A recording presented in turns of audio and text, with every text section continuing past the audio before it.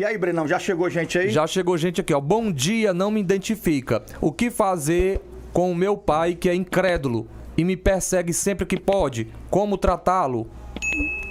Orando por ele, né? Você não pode, se você depende dele, se você depende do seu pai, se você é um dos filhos que ainda mora em casa e depende do pai, então tem um ditado antigo que diz assim: comeu do meu pirão tem que provar do meu cinturão. Quem paga as contas tem o direito de exigir, de reclamar, de se impor. Mantém a casa, paga as contas. E às vezes o filho vive de favor, já está adulto, né? Não conseguiu conquistar ainda a independência. E existem bons pais, né? Pais que apoiam os filhos a vida inteira, pais que são verdadeiras âncoras na vida dos filhos, né? Pais que ajudam, são verdadeiros suportes na vida dos filhos e sempre é aquele pai que, por mais que o filho tenha 21, 22, 23, 24 anos, para ele isso não interessa, é filho, ele não fica olhando para a idade do filho e ele dá sempre aquela ajuda, aquele socorro, aquele suporte para o filho a vida toda. Enquanto o filho precisar, ele tiver condição de ajudar, ele ajuda. O meu pai era assim.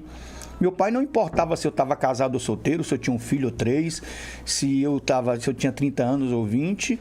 Se ele tivesse condição de me ajudar, ele me ajudaria sem reclamar, sem passar isso na minha cara, sem passar isso em rosto. Existem pais assim. Já existem outros pais que se transformam em verdadeiros algozes, perseguidores, né? Pais que humilham os filhos, que não sabem ter uma conversa sadia, que não sabem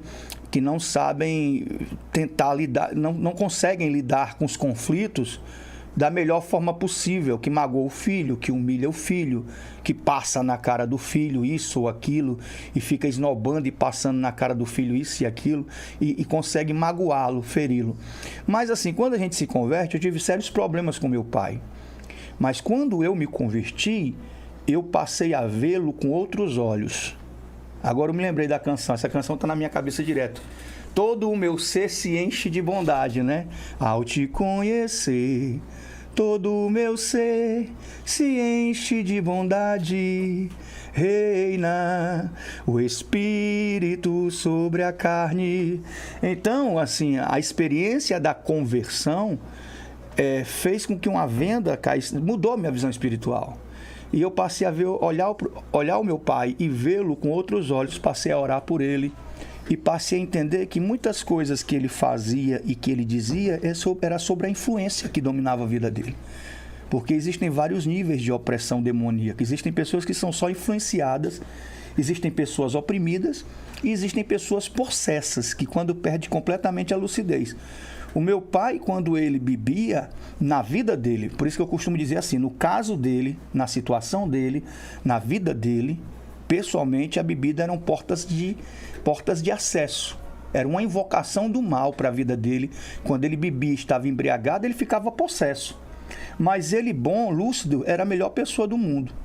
Então eu entendi, olhando para o meu pai, eu via que ele era, depois de convertido, eu via que ele era uma pessoa aprisionada pelo mal e precisava de libertação.